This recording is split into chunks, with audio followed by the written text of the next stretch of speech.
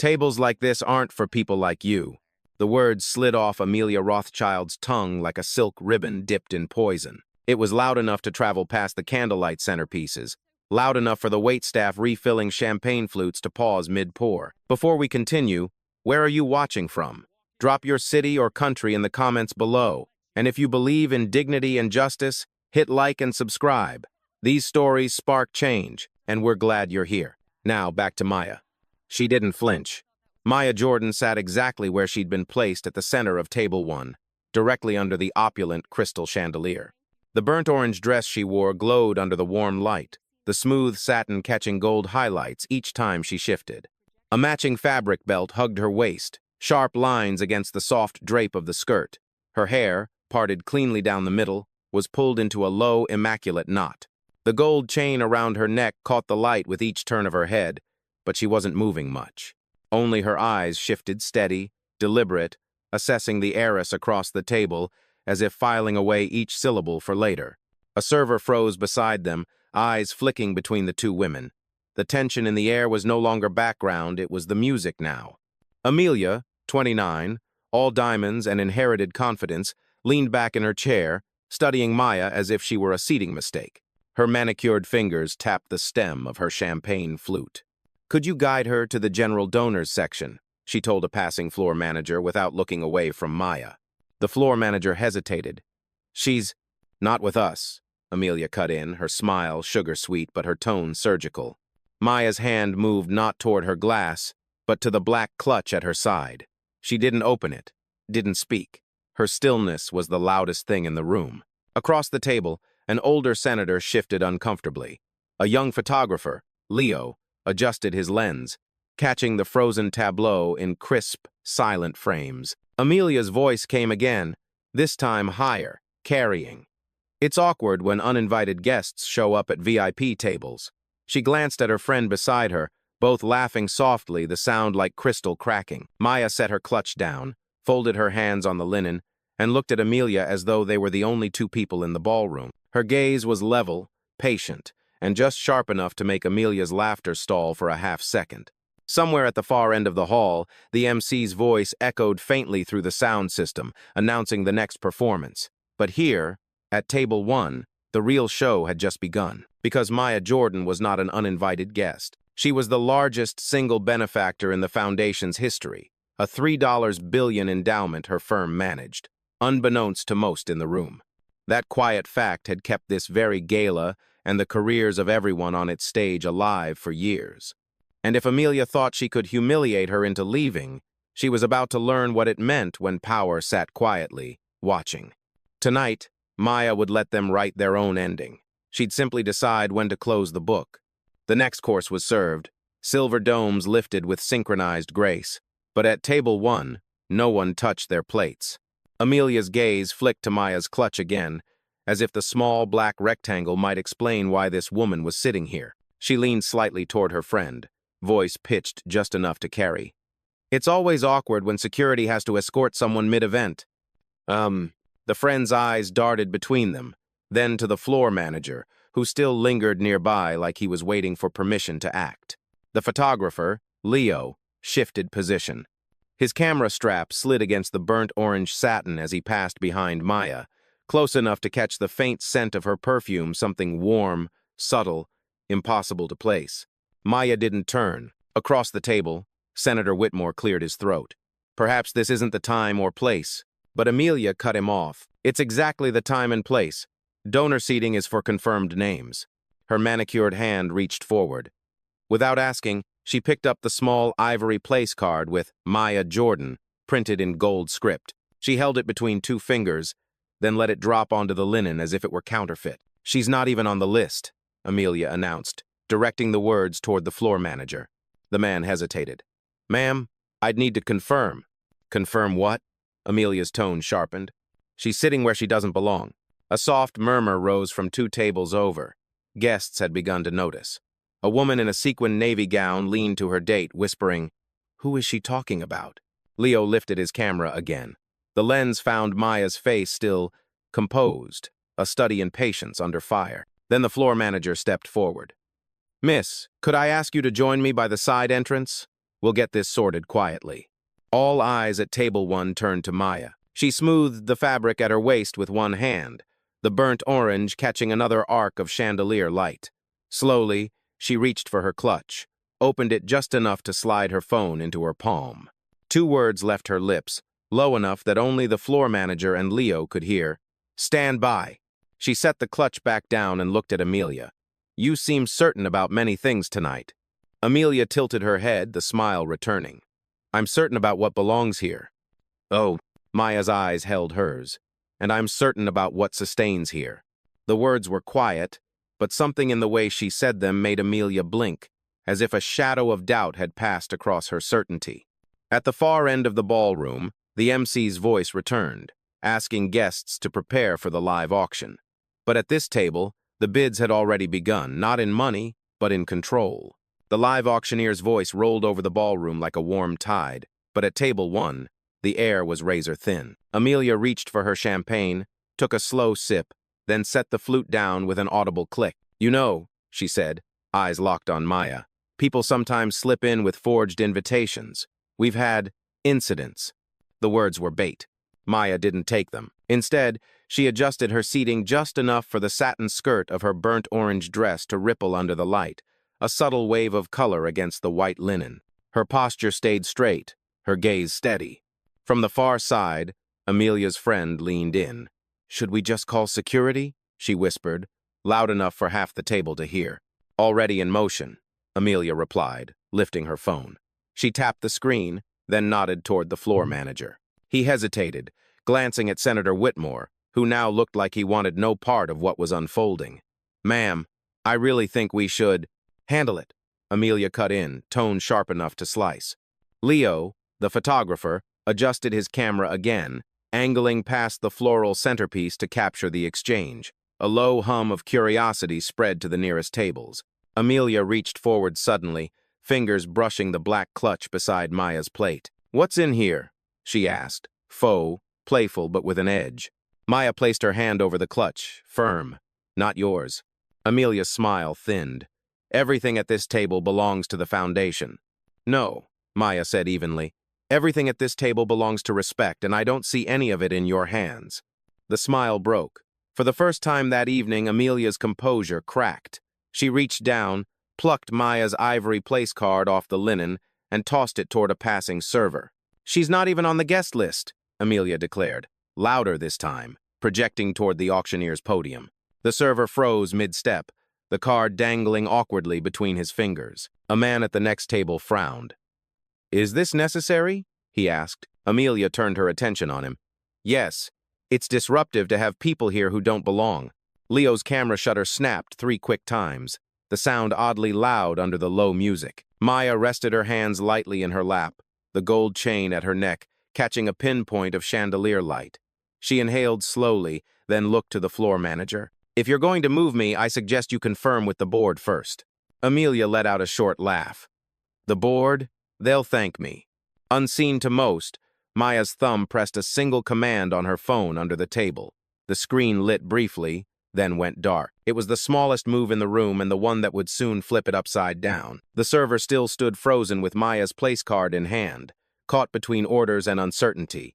At the edge of the table, the floor manager shifted his weight, eyes darting from Amelia to Maya and back again. Maya's phone was in her palm now, hidden under the tablecloth. One subtle tap, a command sent. 200 miles away, in a glass-walled office overlooking the Hudson, her executive assistant's screen lit up. Endowment protocol. Active.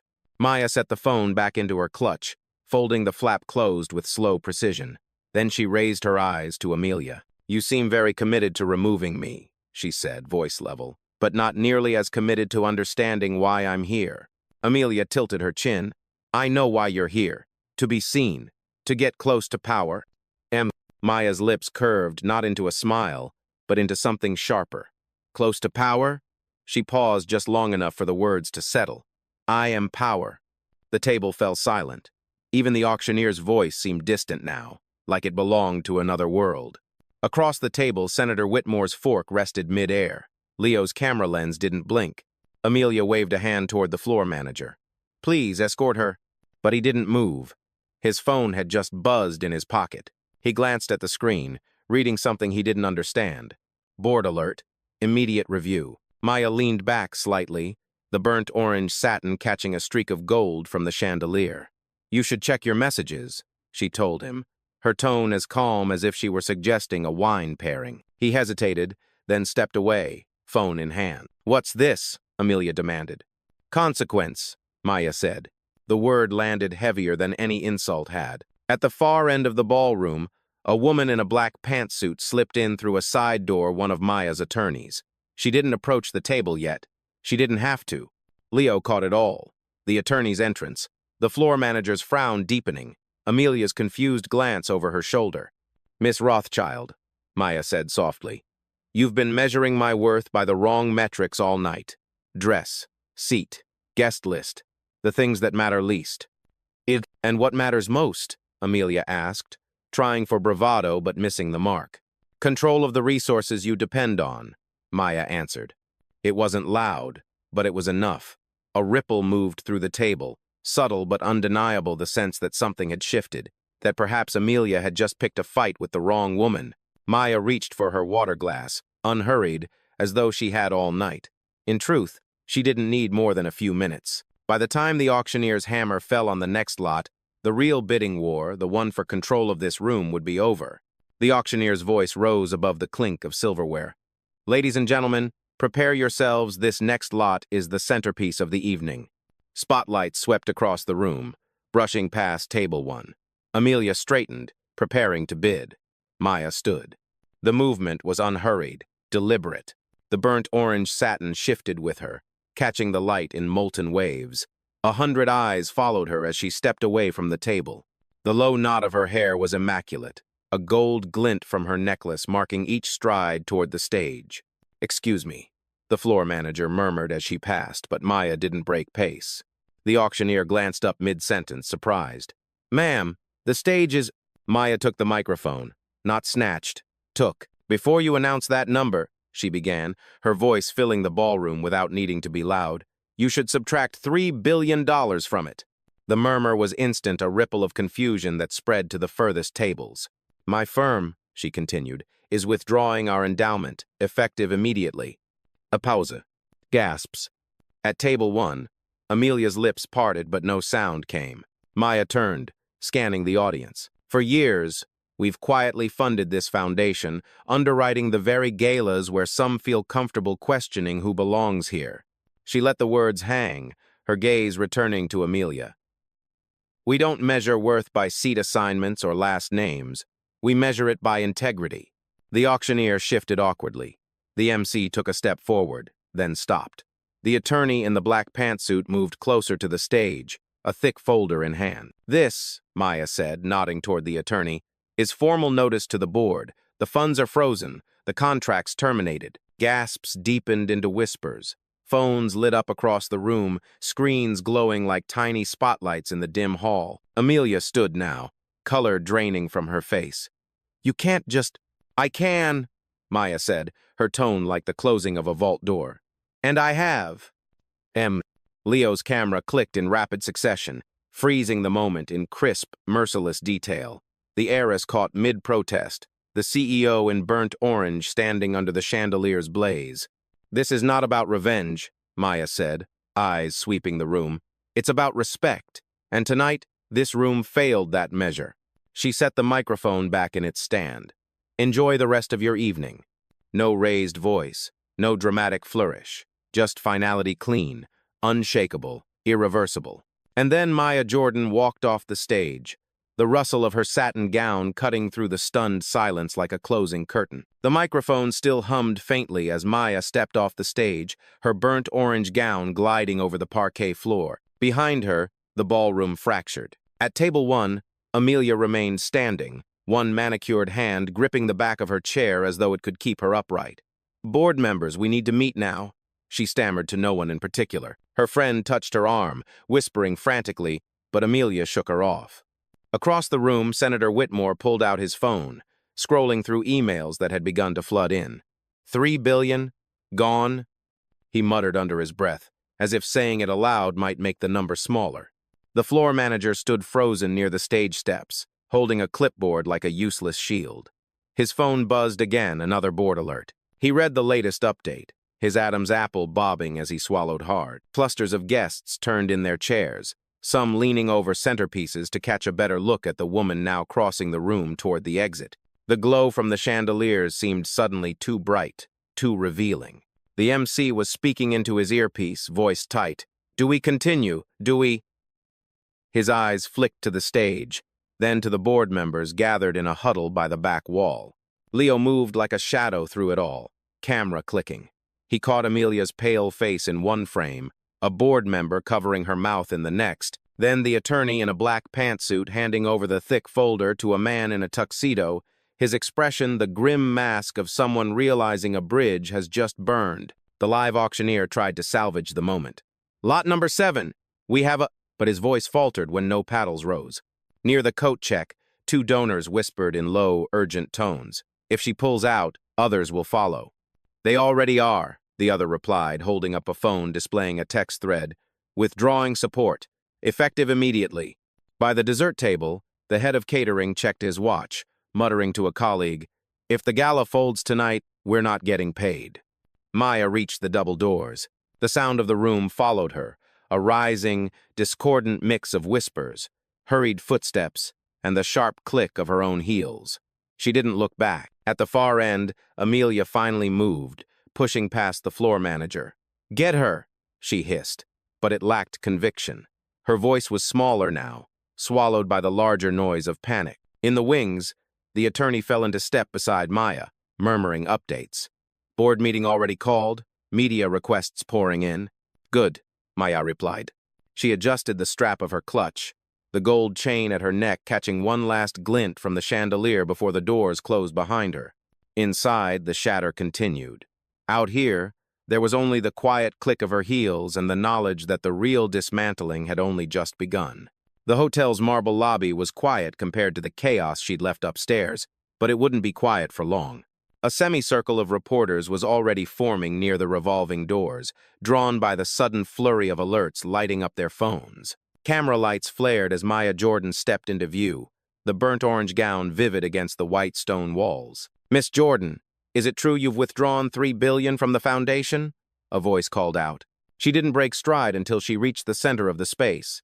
Then she stopped, turning to face them fully. Her low ponytail was immaculate, her gold necklace catching every camera flash. "Yes," she said simply. "Effective as of 15 minutes ago." Microphones extended toward her. "Why?" Her gaze was steady. "Because respect is not optional, and tonight, the foundation failed to uphold it." She lifted a folded document from her clutch and handed it to her attorney, who stepped forward to read aloud. "Formal notice," the attorney began, her voice crisp, "of the immediate termination of the Jordan Capital Endowment Agreement with the Rothschild Foundation. Pursuant to Section 14.3, all allocated funds are to be returned in full within 30 days. Gasps and rapid typing filled the air. Maya's voice joined in, low but carrying. "For the record, the following board members have been informed of this action: Caroline Mercer, David Keene, Philip Rothschild, Elaine Tan, Henry Whitmore." With each name, the reporters leaned closer, recording every syllable. "This is not a negotiation," she continued. "It is the execution of a decision made the moment dignity was replaced with condescension in that ballroom." A reporter near the front raised his voice. "Do you expect retaliation from the board?" Maya's mouth curved into the faintest suggestion of a smile. "I expect them to read the contracts they signed." And behind her, the attorney closed the folder with a final, resonant snap. Another question came. "Miss Jordan, do you see this as a personal dispute with Amelia Rothschild?" Maya's eyes narrowed slightly, but her tone stayed even. This is bigger than one person. But tonight, she became the face of a problem the foundation can no longer afford to ignore. The camera shutters were relentless now, strobing white against the polished floor. Maya glanced toward the glass doors where a black sedan had just pulled up. "Gentlemen, ladies, you have your statement. Good evening." And with that, she walked through the revolving door, the hem of her satin gown sweeping over the marble like a final signature. Inside, the reporters were already on their phones, their voices overlapping. "Confirmed, $3 billion, immediate termination." Outside, under the cool night air, Maya slid into the waiting car. The door closed, muting the noise, sealing the moment. The strike had landed. The sedan hadn't moved yet. Through the tinted glass, Maya could see the lobby doors swing open. Amelia emerged, heels striking too fast against marble. Her diamond-studded clutch clutched like a lifeline. Her eyes scanned the street until they locked on the black car. She strode forward, ignoring the calls from reporters trailing her. The driver glanced toward Maya, waiting for a cue. Maya lifted a hand, wait. The rear door opened, and Amelia leaned in, her voice tight. You didn't have to do this. Maya sat composed, one arm resting lightly on the seat, the burnt orange satin smooth over her legs. Didn't I? This was supposed to be a celebration, for the foundation, for those it claims to serve? Maya's tone cut clean through Amelia's words. Tell me, Amelia, how many of them would have a seat at your table if they walked in wearing what I did tonight? Amelia's mouth opened, then closed. Her silence was an answer. Maya continued, her voice steady. You measured my worth by my dress, my seat, my name card. I measured yours by your actions. She leaned forward slightly, the gold chain at her neck catching the streetlight. And I found it bankrupt. Amelia flinched, but tried for defiance. You think you can just walk away and... I don't think, Maya said, her gaze locking on hers. I know. Behind them, camera flashes lit the lobby windows reporters, capturing every fragment of this exchange through the glass. Maya's hand moved to the door handle. You have 30 days to return what remains of the endowment. Use them wisely. Amelia's voice faltered. And if we don't? Maya's expression didn't change.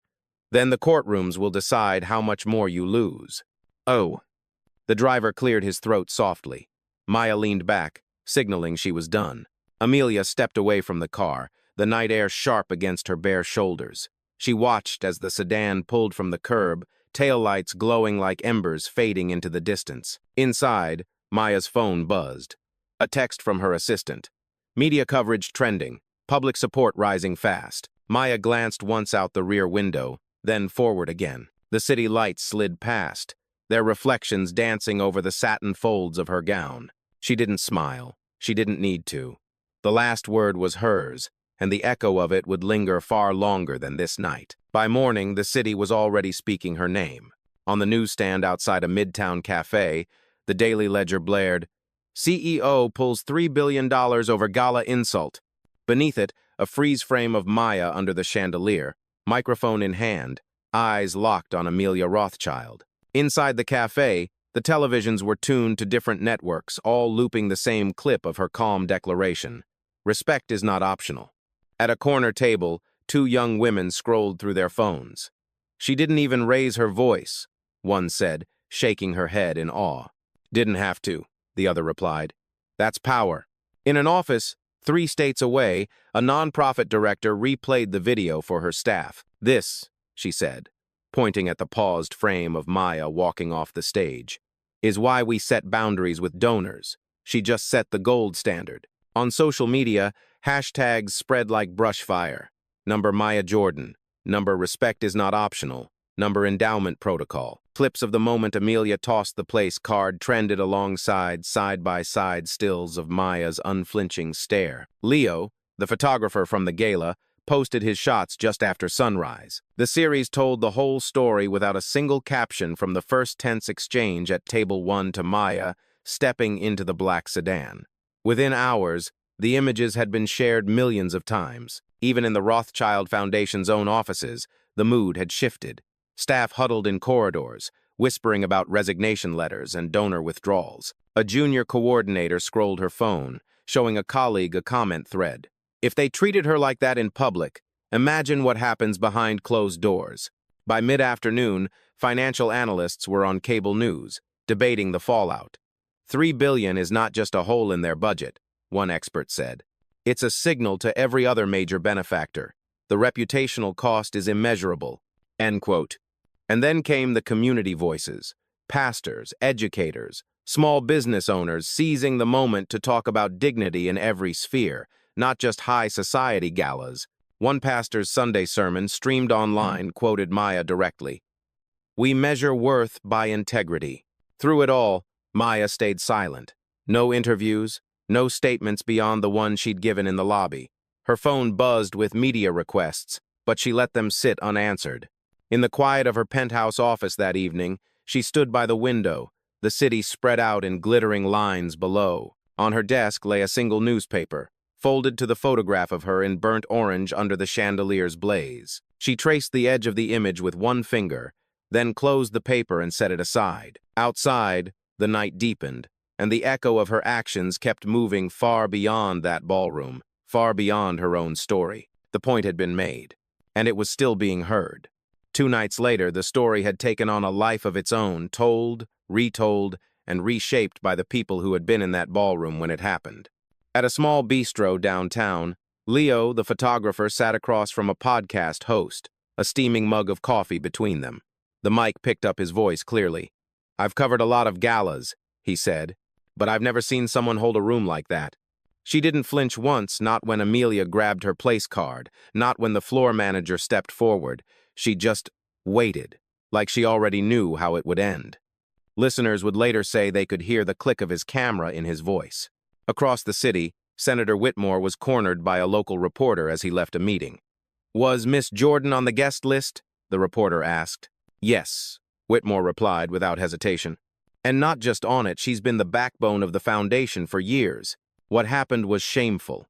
His words, clipped and serious, ran on the evening news, adding a layer of official weight to the narrative. Meanwhile, the floor manager from that night was speaking quietly to a friend in a park. "I got the board alert on my phone while I was standing right there," he said, tapping his pocket. "That's when I realized she wasn't bluffing. That was real power moving in real time." Even Amelia's friend, the one who'd sat beside her at table 1, found herself speaking into a microphone after a charity luncheon. "I thought it was just social posturing at first," she admitted. "But when Maya looked at Amelia and said, 'I am power,' I felt it. And I knew we were watching something we'd remember." On social media, clips from these witness accounts began to merge with the original footage, creating a mosaic of perspectives. One popular edit cut between Leo's photographs, Whitmore's confirmation, and the floor manager's quiet confession, overlaid with Maya's own voice from the gala, "Respect is not optional." The comments section became its own forum. Strangers debated the etiquette of high society events, the optics of public withdrawal, and most of all, the double standards at play when a black woman holds the kind of wealth and influence Maya did. In a late-night radio segment, the host summed it up simply, "What happened at that table wasn't just about a chair or a name card. It was about who gets to decide who belongs." And Maya Jordan decided it wasn't going to be Amelia Rothschild.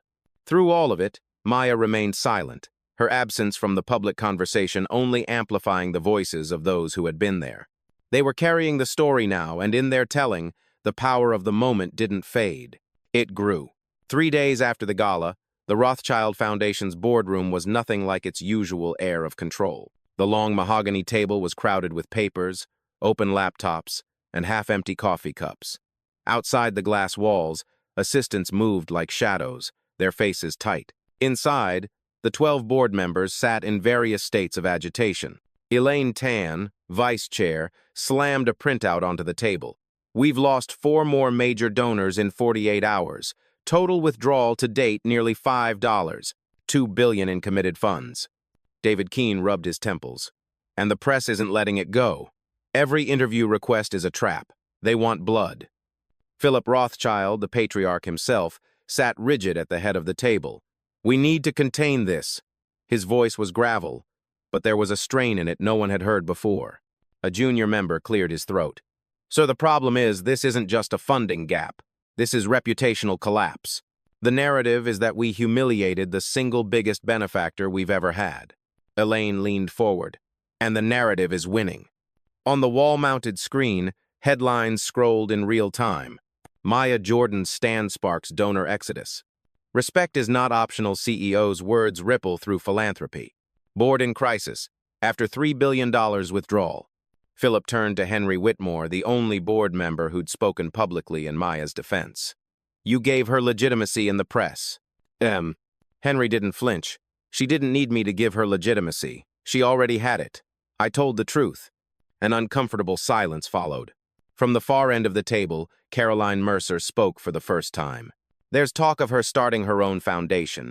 If she does, We won't just lose donors, we'll lose the mission entirely. The people who believe in her will follow. David leaned back, exhaling sharply. She has the capital, the network, and now the public sympathy. She could build something bigger than us in a year. Philip's jaw tightened. Then we need to reach her. Make amends. Elaine shook her head. You think she wants amends?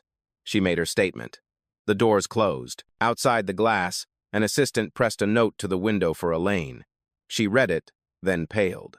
It's from legal. Maya's team just filed for full audit of all expenditures tied to her endowment. The words landed like a hammer. Philip closed his eyes for a moment, then opened them again, hard. Then, prepare for war, quietly. But the room knew there was nothing quiet left about this. 2 months later, the ballroom was hers. Not the Rothschilds' gilt and crystal hall, but a restored train depot in Harlem brick walls, warm with uplighting, polished wood floors gleaming under Art Deco fixtures. Where tracks once carried steel and steam, now rows of round tables stretched beneath a vaulted ceiling. At the center of it all, a new banner, the Jordan Foundation, Integrity in Action. Maya stood on a low stage, the burnt orange gown replaced by a tailored suit of the same rich hue. Her hair was still pulled into the immaculate low knot, gold chain at her neck catching the soft light. Around her sat community leaders, educators, artists, entrepreneurs, many in attire that would have been dismissed at the old Gala's door. Here, they were honored guests. Leo was there, camera in hand again. His shots tonight caught joy instead of tension, hands clasped in conversation, plates shared, children in their Sunday best laughing under the chandeliers. Maya stepped to the microphone. 2 months ago, I was told there were tables I didn't belong at, she began, her voice calm but resonant. So I built my own. Applause swelled, warm and unforced. This foundation, she continued, will measure worth by contribution, not by last name or net worth. We will fund what matters without asking who sits where. She paused, letting her eyes sweep the room. The front tables were filled with people who had once been overlooked, now leaning forward, listening. To those who tried to make me small, Maya said, thank you. You reminded me to think bigger. To those who stood with me, thank you for proving that respect is not optional, it is foundational. Her gaze found Leo at the edge of the crowd. The camera clicked, capturing the moment, not the challenge of standing alone, but the triumph of standing together. And to the next generation, she finished, when someone tells you there's no seat for you, don't fight for theirs. Build your own table and make it longer than you think you need. You'll be surprised who comes to sit. The applause was immediate, rising to a standing ovation. In a far corner, a television crew caught the entire speech live. By morning, the clip would join the one from the old Gala in the public consciousness, the insult and the answer, side by side. Maya stepped down from the stage, moving through the crowd, shaking hands, listening. The music swelled not the brittle strains of a string quartet, but the full, layered warmth of a jazz ensemble. And somewhere in the noise you could almost hear the sound of a door closing in that old, gilded ballroom, and another one opening here.